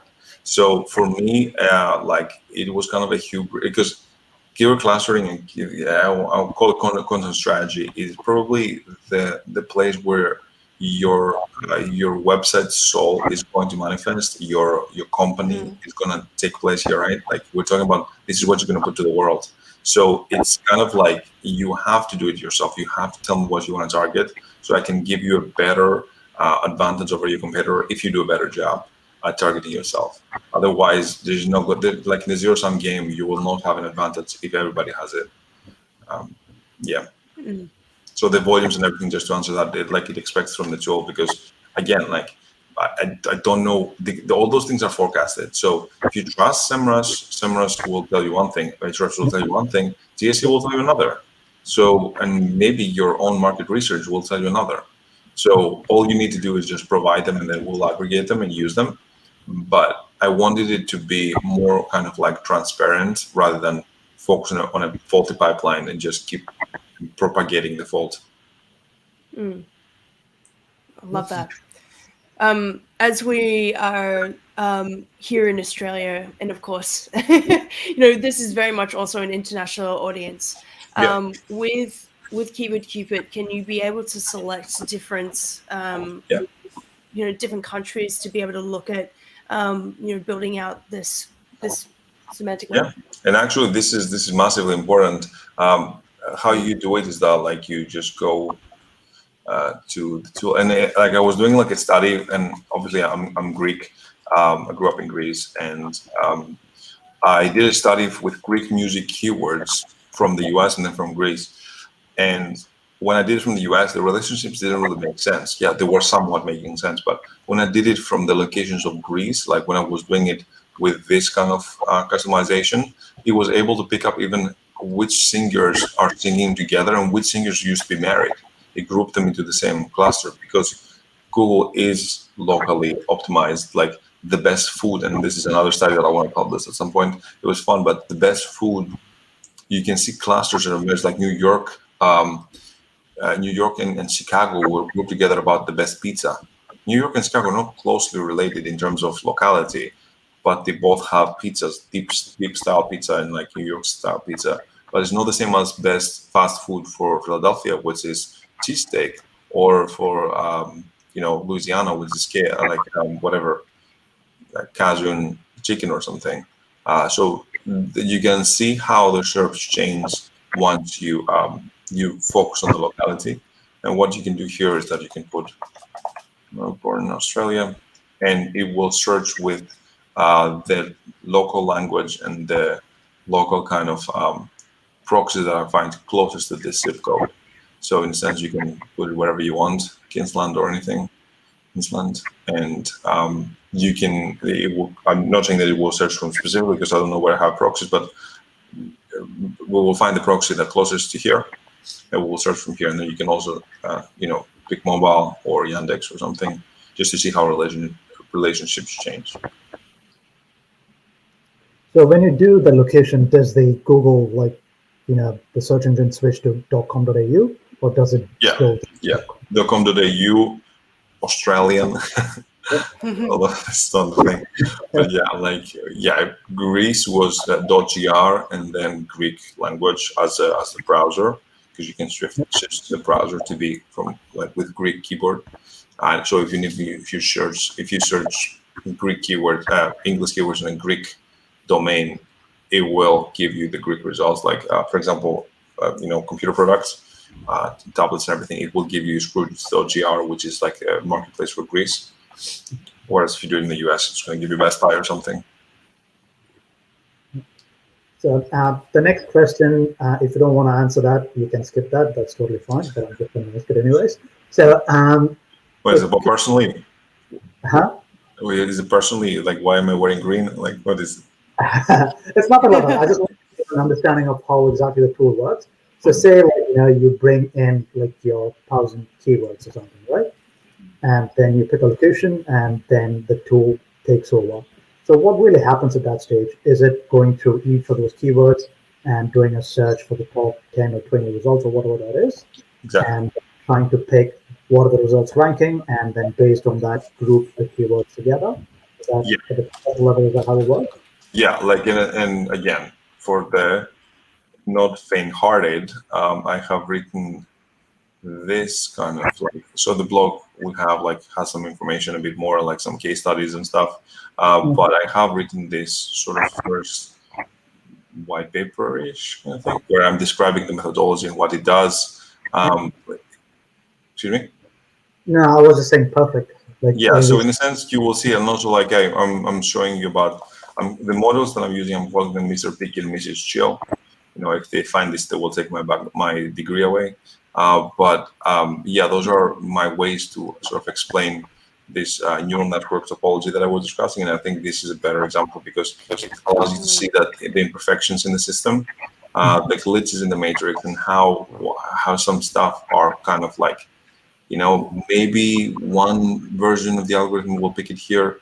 Again, if we go to the nitty-gritty, you will see what I mean, that it's still an imperfect world. That's why you need, this is not a gospel, but more of a direction. And again, tools, and I'm not saying use my tool, but just whatever you're using, you use it as a direction and insert your logic, because it's not meant to be used as a gospel. But here, you will see, and eventually, I think I'm describing about LSTMs. But yeah, in this kind of this neural networks, the Mrs. Chill and Mr. Picky is a very harsh neural networks, and then the 9-1 is going to be the recurrent neural networks that I'm using. So you can read the paper here of how they work and what they do. We've got a really good question from Peter Machinkovich. We've got two. So the first question he asked was, how do you qualify how much two topics are related or unrelated, risking topic dilution? Do you grade it? Yeah. So the way that's a great question. It's probably one of the most difficult that I need to answer in order to make it easier for Like I public. said, we've got a great technical audience here. Yeah, it's great, and those are really good questions. So when it comes to topic dilution, right, or like, again, what I'm trying to tell you here is that with those the lower level clusters, that at the very least those things belong together, because we have we have enough signal, we're seeing that those belong together. That being said, if you have provide the same keyword with anagrams, it will think that those are specific. Let me find an example actually, so I make a bit more sense.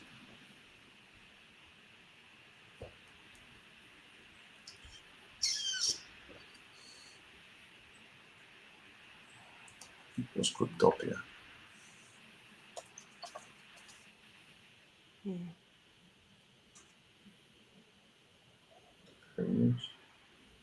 All right, this was about Cryptopia, right? Like we found a lot of things. All right, first of all, the keyword research is directly kind of like correlated with how good the model is. What I mean by that, in the example that I showed you before with the personal injury stuff, if I didn't provide all the different variations of the delayed knee pain, 1 week, 3 weeks, a month, a year, it wouldn't understand that there is a topic here to be discussed. It would try to group it with something else. So that's why I usually say that we need 5,000 keywords or something like that, so the model can understand those relationships, because it's learning real time. This is not something that has been trained in advance. This is learning the world that you provided. And that is what, first of all, what is the degree of freedom. And then in terms of topicality, let's assume that you have done the perfect keyword research and it's like you have collected the world around you.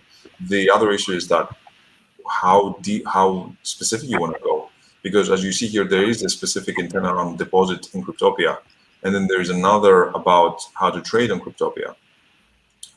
Somebody would be like, I can put them in the same page in the different ASUs, and I'll be like, yeah, I would probably do the same thing. And then if it doesn't rank well, I would create more specific articles. But there has to be said something, or Cryptopia. I think that's what I want to show. So when you provide all these keywords that are a bit more kind of like the same but generic, Cryptopia company, Cryptopia exchange, Cryptopia logo, Cryptopia in Canada, those things to the system seem like different entities. So in a sense, what it tries to do here, it tries to sort of understand that there is a specific generic, and that's why it was named Cryptopia, a generic kind of like topic intent with those keywords. Should you create a different page about targeting those keywords alone? No, because I think that this happens. This is the very long tail. This is a very short, like one keyword kind of short tail. And then this will happen as a result of other things. So it might make sense to just, your keyword research be like 2-3 keywords and later, so you can have the long tails which have more informative, more information. But that's why I have this functionality here where you can delete things and you can create your own kind of like, for example, you can create those two, you can put them together actually, or you can track this somewhere else.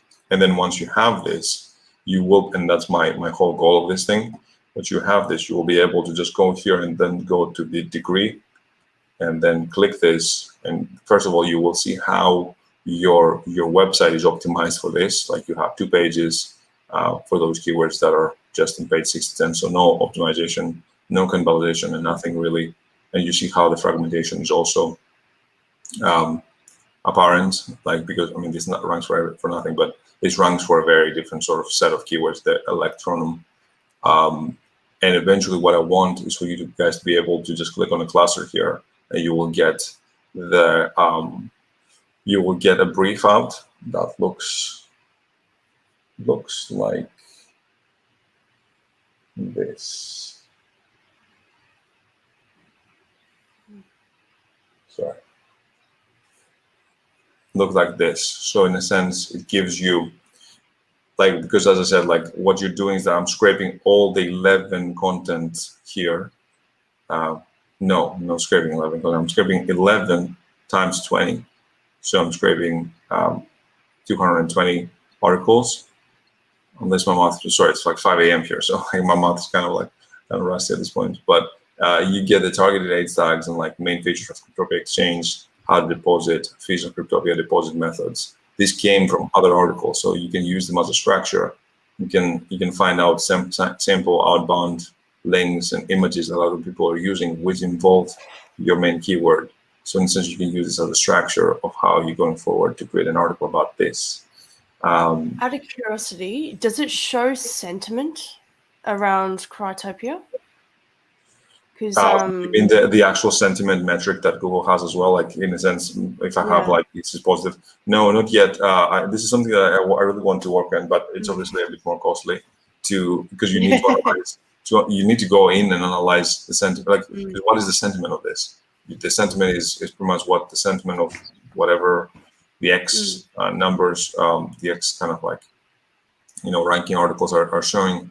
But then it's like, how do you analyze that? That's a whole other kind of hairy area. Like, do you go into Twitter? Do you go into the Amazon website and analyze? It's been more iffy.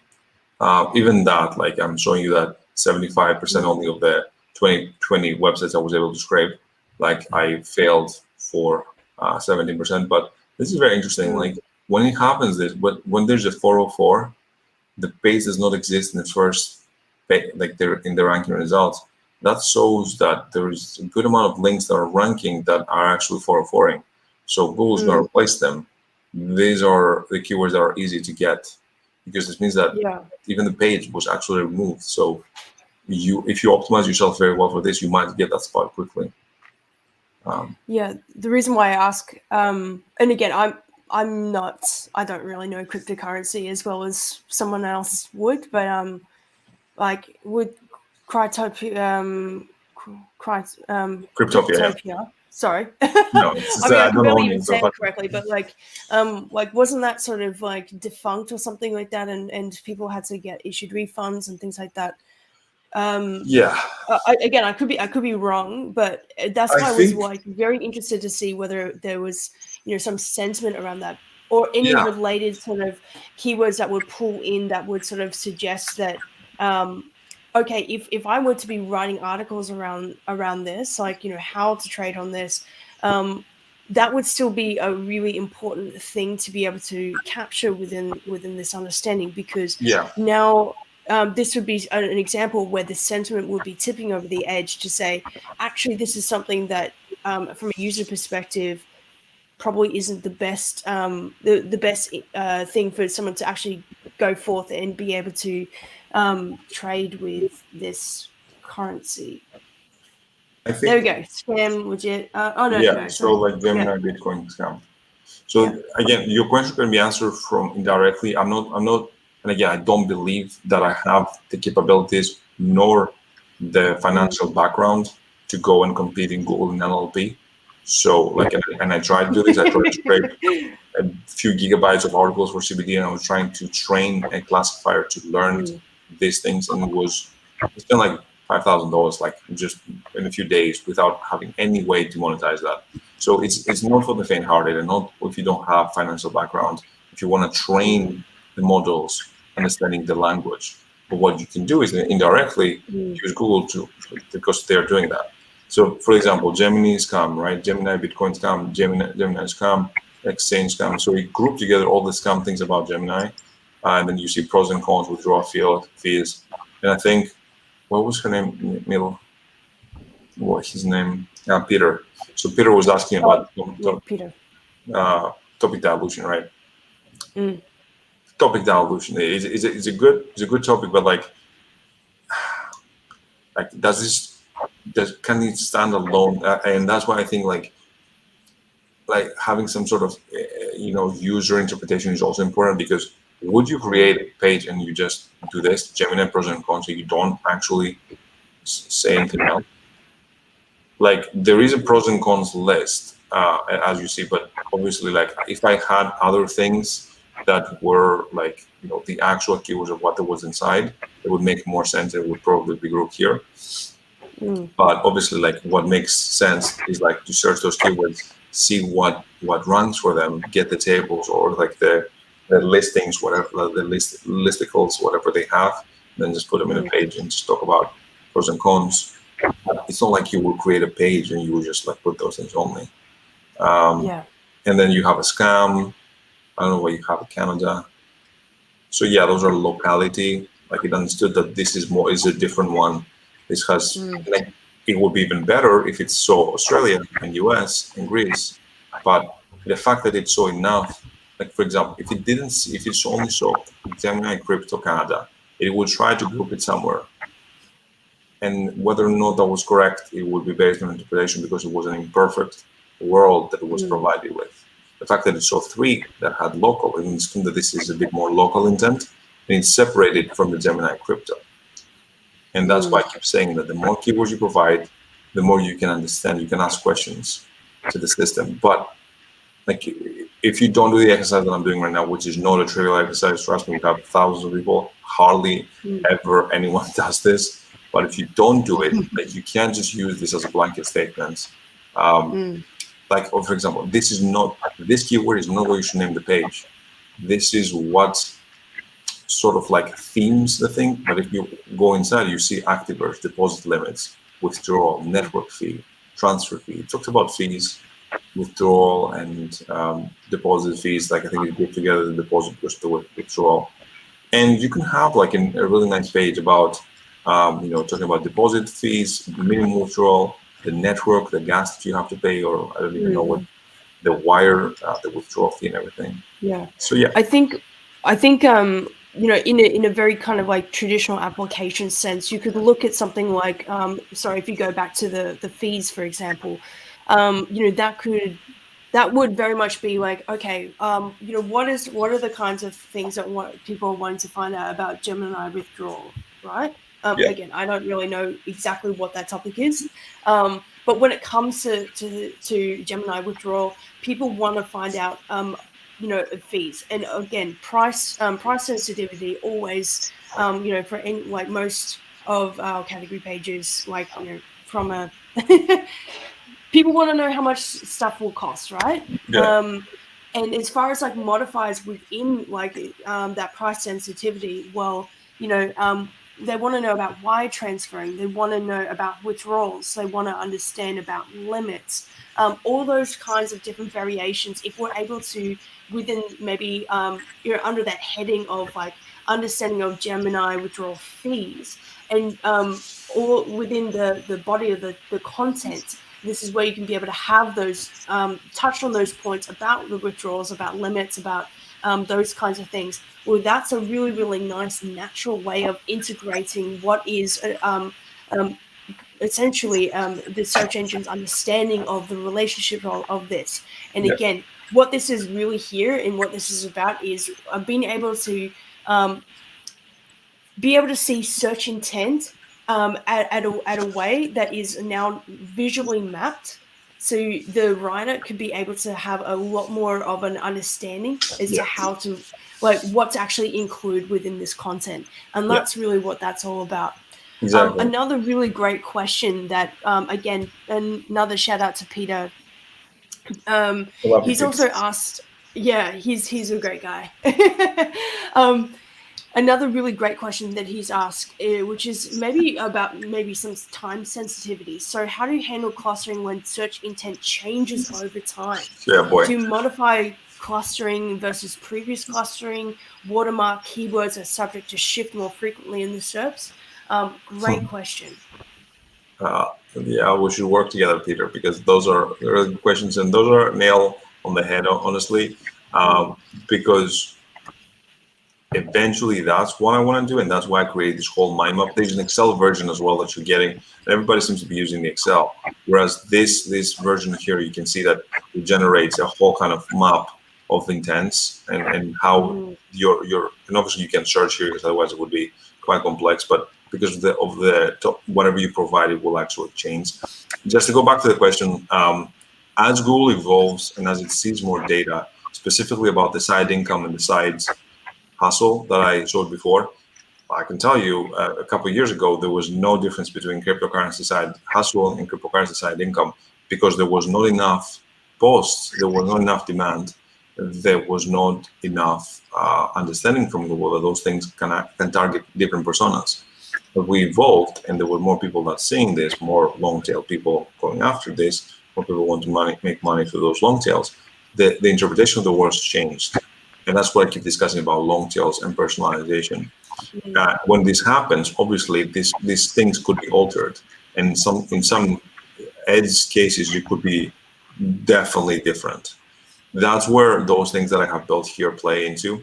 Once you have your website and you can select either your competitor or something here, you will be able to just go here and just see how do you rank, how does your target page still ranks here. Like, for example, there's Gemini Exchange Review, and it has 13 keywords on page 3 to 5, 2 keywords in page 2, 1 keyword in page 1, 6, 10.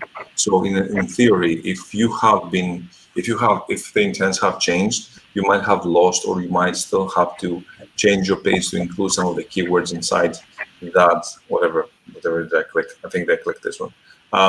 In this cluster, which was 42 keywords, if you want to target all of them. And again, I think this goes back into Peter's first question, which was, do you just create a page for each one of them? I personally don't. Like because I create content automatically, I mean, semi-supervised, so there is some cost still, but I still want to be like, I don't want to have so many pages to manage because of coding budget as well. So for me, like, it starts by doing something that it's a bit more. Actually, for this specific case, I think I have enough support, and I think the keywords here can provide the support. I pick some of them and then I interlink them because that's what I use this for. Like Gemini withdrawal fees, you create one and you target a page about withdrawal fees, and then about verification and how to transfer money, blah, blah, blah. You interlink all of them in a silo, talking about Gemini. And then eventually, as things change, you gotta go back and just see, is my page ranking for the keywords it's supposed to? Is it bad if it's not? Because here, for example, you can see that there could be, actually, there's no cannibalization for that intent. So the Gemini versus Binance is not cannibalizing for those ones. Like, you don't see anything here. But Gemini 18, yeah, like this is ranking quite good. And again, I have to go into more details about what those scores are because it's maybe more complex, but it's quite fragmented. So it's ranking for other things other than the cluster. So maybe it ranks because you have to go a bit higher. Like if you go here, you will see that we can see how fragmented is it for that specific intent. Gemini Exchange Review. You see this ranks more for everything, and it's a massive page as well, I think. Also, they have the same freaking issue. They have AMP pages, and the AMP pages are ranking for other things too. Like they have like some sort of problems with the AMP. So the AMP and the non-AMP are ranking for different things. They're competing with each other. But again, BitDegree is one of the biggest websites in crypto. So it's the Neil Patels of the world. So if you create a website, it doesn't necessarily make sense to try to compete them and try to target everything at once with one page. They are not even ranking well for that. In one page, you see no positions or no page ones. All of them are positioned. There are 20 in page 1, 6 to 10, but no top rankers. For stats aside, this is sad because we're talking about, I don't even know what the artists have. So yeah, like that's why it makes more sense to just go a bit more structurally kind of like focused. Peter, did this answer, like I think I gave 2 vague answers. Did this answer your questions? Well, we'll see if he writes in the comments, but I think that was a really, really great way to address that, to be honest, like from my perspective. Yeah, he just replied yes. Hey! Good on you, mate. And maybe even after this, I might introduce the 2 of you via email or something like that, because I think I like to introduce people who are really, really excellent people. So the 2 of you maybe can take some of the other questions and things like that offline. I think that's a great place to be able to bookmark it. Thank you so much, everyone. Go find Leo. Go find Keyword Cupid after this. He is an absolute dynamo. And I really, really appreciate all of your time. Staying up late Of course, I mean, to be with you. Yeah. What time is it there for you right now? 5 actually? a.m. It's gonna be a long. Like I probably a jet lag myself. Oh my It's gosh. gonna be fun. So much for doing this, man. It was really, really great.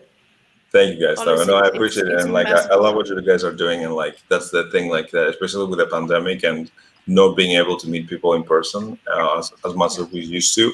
I think that there is still need to. Thanks, Chris. I think there's still need to create a sort of sense of community and just help each other wherever we can, or give ideas, or maybe direction or things to change. Because otherwise, like it's just a reverse engineering game. There's no degree here. There's no like if we don't reverse engineering, it's not gonna stop. So yeah. Yeah. No, it was awesome. It was absolutely Oh, awesome, for and I sure. think everyone Yeah, that's jumped on very much agreed as well. That is all we have time for today here with cool. SEO Collective. Like I said, please go and find Leo Soulas. I'm sure you've got some really, really great burning questions. Or if you want to be able to go check out Keyword Cupid, it is a really, really fascinating tool, as you've been able to see from this from this chat. So, of course, Leo, what is the best way people can be able to reach out and be able to find you? Yeah, I'm in every. Unfortunately, I'm in every social media or signing up for exists. So everything is banging all the time. But like, yeah, like whatever you want. Like Chimera Science is like it's one of my brands as well. So like, I'll post in the comments or from Keyword Cupid website if you want to sort of like reach out and just chat or have ideas of things that you want to see. I mean, I developed those tools. Like I've been using them for my personal, and I have other stuff that I've been using that I developed for my personal sites. But I always wanted to leave something more behind in case of something happening. Like I didn't want my life to be just about money.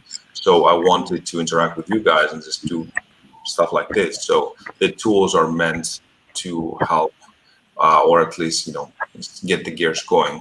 So if you want to see different things, please let me know, and we'll try to plan this to just build them.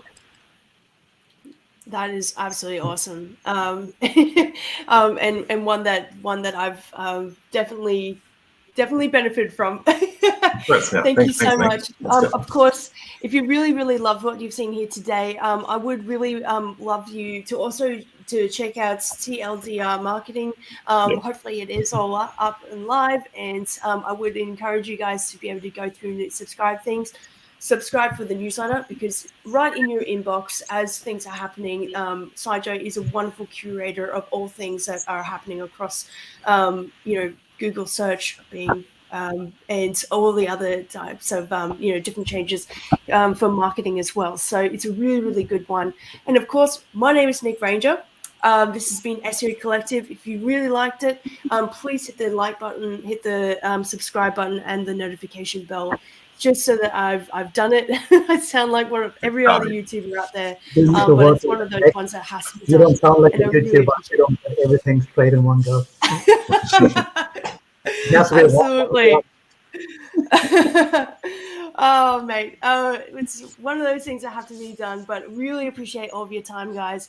And we will see you on the next one. We've got an absolute ripper coming up. We've got Sugantha Madanison and we've got Andy Chadwick, two absolute titans. If you follow them on Twitter like I do, I would highly encourage you to go and find out more about them, because they're absolute titans in the SEO field, of course. So I'm really excited for the next one, and we are just going to keep the good times rolling. Awesome. Thank you so much, guys. We'll see you in the next one. Take care, guys. Bye.